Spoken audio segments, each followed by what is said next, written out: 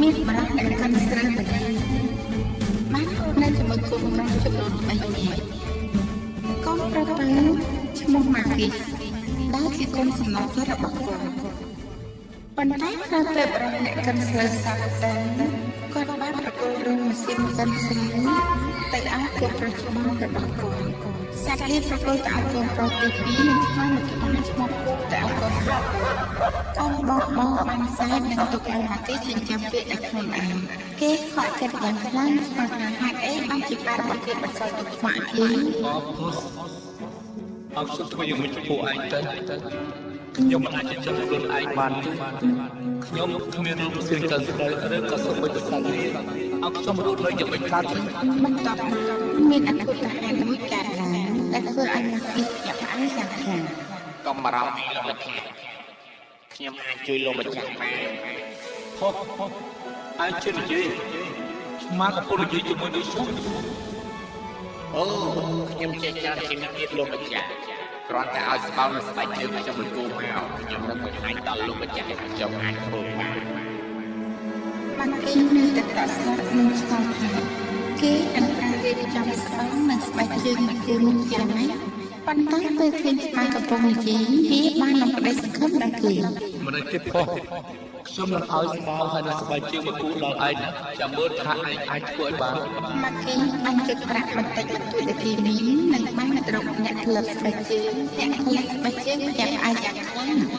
ដែលបានលើកពីសម្ដែងបែបនេះស្បែកជើងសម្រាប់ច្បាស់លោកប្រកាសហើយអីអូឆាប់ឡើងភ្លាមនោះក៏ទទួលបានស្បែកនិងស្បែកជើងធំមួយពេលនេះផងឯងបានទទួលអ្វីដែលឯងកំពុងសុំហើយឯងនឹងធ្វើយ៉ាងម៉េចទៀតដំបូង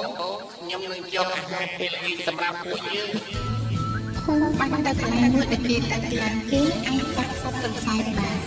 វាបានដាក់ក្រត់និងស្លាប់មួយចំនួននៅក្នុងស្បោហើយចំហមកវាបានរងចាំនៅពីក្រោយដាក់ខ្លួនប្រពៃនោះទាំងខ្សែប្រដាប់បានបាត់ពីស្បោហើយក៏បានចូលទៅទីកន្លែងរបស់បានបានលើកចេញពីក្រោយដាក់ឈើនិងអាញាបាត់បត់អង្គនោះវាបានយកកន្សែងទៅអានទីនេះជាអាហារពេលល្ងាចរបស់ពួកយើងហោះឯងបានចាប់កន្សែងរបស់យើងអរគុណពួកគេបានធ្វើអាហារយ៉ាងឆ្ងាញ់និងបានសន្សំសម្រាប់ថ្ងៃស្អែកទៀតប៉ុន្តែនៅថ្ងៃបន្ទាប់គូមិនបានសម្រាប់នោះទេវាបានចេញទៅក្រៅម្ដងទៀតនិងចាប់បានកន្សែងយ៉ាងជ្រៅដែលប្រើល្បិចដដែលនៅតាមខេត្តត្រឡប់មកវិញវាបានសម្រាប់ចិត្តទៅលេងរាជវាំងរបស់ស្ដេចពួកនិយាមនៅរាជវាំងបានរៀបរាប់ផ្លូវរបស់គេឲ្យខ្ញុំទៅលោកខ្ញុំមានអំណរថ្វាយព្រះអង្គខ្ញុំជឿថាព្រះអង្គច្បាស់ជាមិនសប្បាយទៅនោះទេបើទ្រង់ជឿថាលោករាំងខ្ញុំមកពាក់ស្បែកជើងហើយចេះនិយាយទៀតគាត់ជាសម្រាប់ជួបលោកព្រះអង្គខាងទេឲ្យទីចូលទៅពួកគេបានសម្លឹងមើលពេលពួកបានដាក់ចូលទៅក្នុងរាជវាំងវាបានទៅដល់ព្រះអង្គម្ចាស់សត្វព្រៃនិងពួកព្រះនាងហើយបាននិយាយដែលធ្វើឲ្យទ្រង់ភ្ញាក់ផ្អើលក្រាបទូលព្រះអង្គទូលបង្គំឈ្មោះភោសទូលបង្គំជាសត្វចិញ្ចឹមរបស់លោកម្ចាស់ទូលបង្គំឈ្មោះម៉ាគីនៅការ៉ាបាគាត់ចង់បង្ហាញក្តីគោរពដល់ព្រះអង្គនិងសូមថ្វាយកន្សែងទាំងនេះដល់ព្រះអង្គសូមទទួលយកវាផងចុះអូចាំជាឆ្មាទេមែនពួកយើងស្បែកមិនដេញតែឯងមកទីនេះទៅប្រាប់ម្ចាស់របស់ឯងកើតពួកយើងទទួលយកអំណោយរបស់គេហើយនឹងសូមសរសើរដល់ឯកការរបស់គេអរប្រគុណព្រះអង្គព្រះនាងទៅតែឆ្មាទេតែស្បែកជើងរបស់វាដែលភ្ញាក់ផ្អើលពួកយើងគួរឲ្យឯងពេលស្បែកជើងព្រះកោបើជាណាអាចឲ្យឯងចាំឲ្យគេតាមតែទៅដល់ខ្លួនគេលេងដល់ពួកយើងមានឲ្យគេផងដែរព្រះកោអាចស្ដាប់អំណាចរបស់ស្ដេចបានធ្វើតាមព្រះរាជវិធីហើយភូមិបានលិទ្ធការៈប្រក្តីរីករាយនិងបានចាក់ចេញរាជវិធីភូមិបានត្រកមកទីវិញនិងបានប្រាប់គ្រប់យ៉ាងដែលបានកើតឡើងដល់គេហោះពេលស្បែកជើងឯងបានជួបនឹងគ្រួសាររាជវង្សប្រាប់ខ្ញុំមកព្រះនាងយ៉ាងម៉េចដែរអូទ្រង់ស្អាតដូចជាចាស់ទាំង10កូននឹងករ៉េដែលទ្រង់បានប្រទានដល់ខ្ញុំសូ សំលេងពីរោះនិងមានតែប្រតិយោលោកម្ចាស់ត្រូវរៀបអភិសេកជាមួយទ្រង់ខ្ញុំនេះសម្បត្តិតែខ្ញុំជាម្ចាស់របស់ឯងប៉ុន្តែខ្ញុំមិនជាព្រះបុត្រានោះទេណាព្រះបុត្រានៅក្នុងរាជវាំងធំមួយចំនួនច្បាស់ជានិយមទ្រង់ទៅណាហូមិនបាននិយាយអ្វីទេប៉ុន្តែគេបានទៅរាជវាំងមិនយកមិនសានមិនស្អាតឬពីក្បាលទៅក្បាលស្ដាប់ជារៀងរាល់ថ្ងៃពីជាចាស់បារាំងតែលោកមិនគប់ទៅស្បែកជើងមិនខ្វះចេះតែគេប្រមាញ់សត្វចិញ្ចឹមដើម្បីពិចារណារបស់វានឹងយកទៅថ្វាយស្ដេចបានផ្សព្វផ្សាយយ៉ាងរហ័សមិនឆ្ងាយប៉ុន្មានមានយក្សមួយដែលរស់នៅក្នុងប្រាសាទធំមួយដែលធំដូចជាយក្សនេះអញ្ចឹងគ្មានអ្នកណាហ៊ានដាក់កាត់ផ្លូវរបស់វាបានអ្នកណាបានកាត់នឹងត្រូវស្លាប់ប៉ុន្តែពួកខ្លាហានគ្រប់ក្រុមដែលហ៊ានតែលេងពីនឹងបានធ្វើជាប្រាសាទរបស់វាហើយពេលចាក់បាយពីគេបានស្គាល់ពីខ្លាកំពុងពាក់ស្បែកជើងនៅនឹងមុខគេ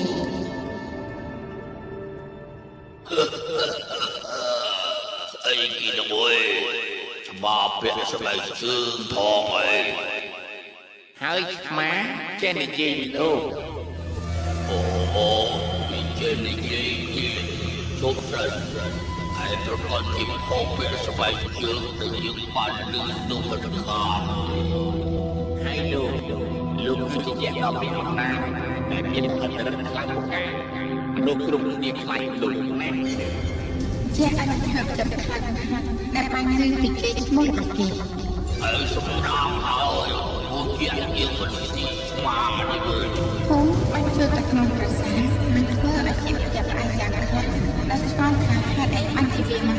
ហើយបោកនេះពួកខ្ញុំចង់ឃើញមហិទ្ធិឫទ្ធិវេទមន្តរបស់លោកខ្ញុំលើកថាលោកអាចប្រើកន្លែងឲ្យសាធារណៈវិជ្ជាកម្មពិតទេ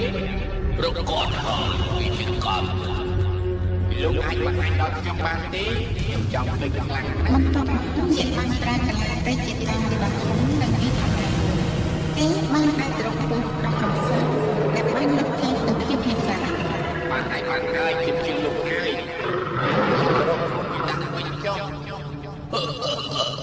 ពេលនេះឯងជឿខ្ញុំហើយត្រូវឲ្យខ្ញុំជឿប៉ុន្តែយ៉ាងម៉េចលោកក៏អាចប្រើកន្លែងជាសាច់តូចបានដែរមែនទេលោកធំខ្លាំងណាស់យើងអាចប្រើកន្លែងទៅជាស៊ីក៏បានដែរចំទៅទៅហើយជាគេបានប្រើកន្លែងទៅជាសាច់កណ្ដោទៅមួយត្រឹមមួយប្រភេទពោះទៅក្នុងចាំឱកាសនេះហើយវាក៏ប្រញាប់ໄວនឹងចាប់បោកគេនេះច្បាស់ជាអាហារឆ្អែតមិនខាន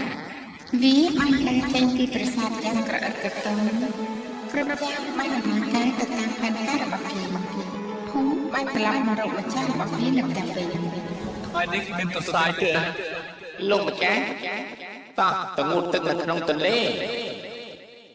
ឡូវនេះត្រូវហើយលោកម្ចាស់ឥឡូវនេះជឿខ្ញុំចុះមកពីពេលមកចាំប៉ុន្តែគេក៏បានដើរតាមភូមិទៅខាងទន្លេគេបានដោះសម្លៀកបំពាក់ចេញនិងបានចូលទៅក្នុងទន្លេដើម្បីងូតទឹកភូមិក៏បញ្ញាប់រើសយកសម្លៀកបំពាក់របស់គេនៅដាក់លឿននៅក្រោមថ្មនៅក្បែរមានផ្លូវមួយដែលព្រះទីណារបស់ស្ដេចកំពុងតែឆ្លងកាត់ភូមិដឹងថាខ្លួនសាររបស់ស្ដេចជាដំណើរការផ្លូវនេះមួយអាទិត្យម្ដងវាបានទៅចាប់ប្រទេសចូលមកក្បែរហើយក៏ចាប់ផ្ដើមស្រែកជួយព្រះទីណានេះក៏បានឈប់ហើយស្ដេចបានទៅកាន់កន្លែងដែលមានសម្លេងអូហើយក៏ពុនទៅធ្វើស្អីនៅទីនេះក្រាបទូលព្រះអង្គសូមជួយម្ចាស់ទូលបង្គំមកគេការបាសផងគាត់កំពុងតែងូតទឹកនៅក្នុងទន្លេហើយមានគេយកសម្លៀកបំពាក់គាត់រត់បាត់វាតិចខ្លាំងណាស់ហើយម្ចាស់របស់ខ្ញុំច្បាស់ជាឈ្មោះមិនខានបើគ្មានជំនួយនោះជួយដល់ឆាប់យកសម្លៀកបំពាក់ល្អរបស់ពួកយើងឲ្យទៅមកគេកាត់បាត់ទៅហើយធ្វើចំណោះឲ្យគេស្លៀកពាក់ឲ្យបានស្អាតបាននឹងកក់ដៅពួកសេនាបានយកសម្លៀកបំពាក់និងឆ្ពោះទៅបទលេ